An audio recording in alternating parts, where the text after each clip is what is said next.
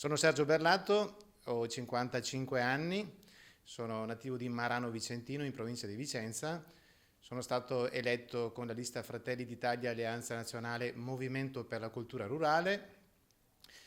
Professionalmente mi occupo di imprenditoria e attività produttive in genere.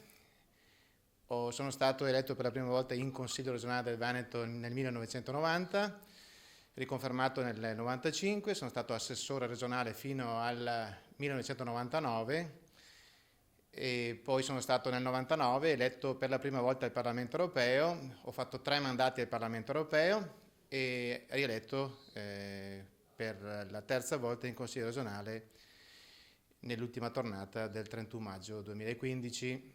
I miei obiettivi, il principale è quello di riportare la moralità all'interno della pubblica amministrazione, quindi continuare con l'azione mirante a scardinare il sistema del malaffare e fare in modo che siano date risposte adeguate alle esigenze delle famiglie e delle imprese del Veneto.